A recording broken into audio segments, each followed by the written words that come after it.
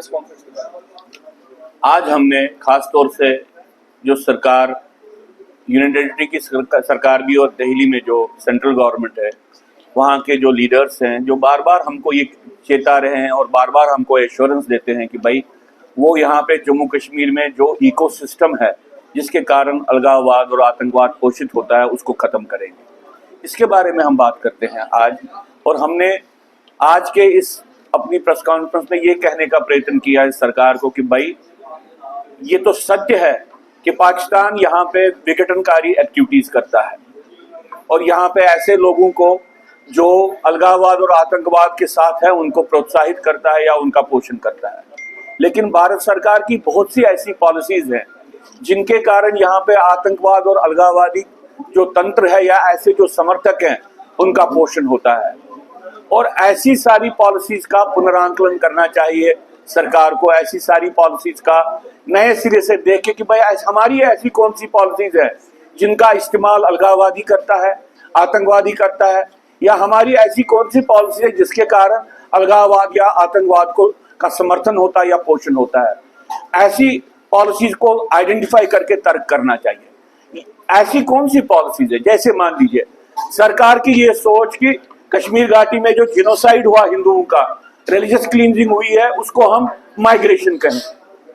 जहां पे ये सोच बनी है वहां पे बेसिकली उसका इम्प्लीकेशन ये रहा है कि जिन लोगों ने कश्मीर घाटी में रिलीजियस क्लींजिंग की या जिनोसाइड किया उन लोगों को क्लियर कट मैसेज गई कि भाई सरकार के लिए कोई इशू नहीं है, सरकार तो अपने आप को चला सकती है और वो तो यहाँ पे सिस्टम में जिंदा रह सकते हैं, सिस्टम में काम कर सकते हैं।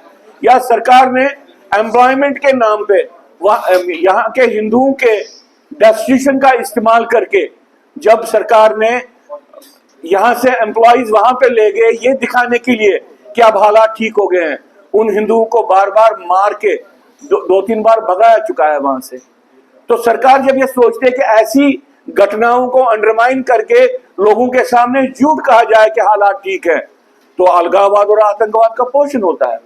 जब सरकार ये सोचती है कि जमात इस्लामी के साथ बात करके वो यहाँ पे डेमोक्रेटिक प्रोसेस को चला सकते हैं, ये ऐसी ही प्रक्रिया है जिस प्रक्रिया के होते हुए हुर्रियत भी आ गया, जमात इस्लामी वाला हुर्रियत भी आ गया और जो वहां पे दूसरा हुर्रियत भी आ गया। तो जमात इस्लामी के लीडर्स को छोड़ना जिनको आपने बैन किया, जिस सोच के कारण आपने इनको छोड़ा है उससे राष्ट्र का हित नहीं हो रहा है, उससे तो आतंकवाद का पोषण हो रहा है, अलगाववाद का पोषण हो रहा है। वहां पे अभी भी इस्लामाइजेशन की प्रोसेस चल रही है, नेम्स बदले जा रहे हैं, ऐसे इस्लामिक नामों को सामने रखा जा रहा है जिससे सिविलाइजेशन कश्मीर को पीछे किया जाता है। ये तो इसी सरकार के टाइम पे हो रहा है। तो ऐसी बहुत सी बातें जो सरकार चला रही है। और सबसे बड़ी बात कि जब आतंकवादी तंत्र कश्मीर से लेके जम्मू तक सक्रिय है और सरकार का ये बार बार कहना कि नॉर्मलसी है, इससे तो सिर्फ अलगाववाद का ही पोषण नहीं हो रहा है, सिक्योरिटी अलर्टनेस ही खत्म नहीं होती है। सबसे बड़ा खतरा तो टूरिस्ट को बनता है, जो टूरिस्ट बाहर से ये समझ के सरकार पे विश्वास करके आते हैं कि हम एज ए टूरिस्ट जा सकते हैं, कश्मीर जा सकते हैं, जम्मू जा सकते हैं। अभी हाल ही में जो शिवखोड़ी में हो गया है ये कश्मीर में भी हो सकता है, ये वहां पे नॉर्मल टूरिस्ट के साथ भी हो सकता है।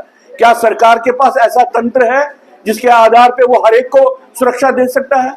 सरकार को क्या ये सोचना नहीं चाहिए कि जब अमेरिकन गवर्नमेंट अपने सिटीजन्स को एडवाइजरी देती है कि आप जम्मू कश्मीर नहीं जाए, और अमेरिकन सिटीजन्स का उतना वहां पे खतरा नहीं है जितना वहां पे हिंदू टूरिस्ट को खतरा है जम्मू कश्मीर में, सरकार ऐसा क्यों चला रही है?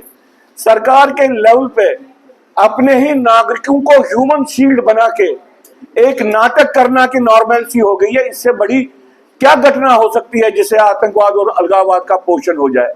तो मैं सरकार से ये कहता हूं कि भाई आपकी पॉलिसी में ही ऐसी चीजें हैं जिसके कारण अलगाववाद पनपता है, अलगाववाद का पोषण हो रहा है।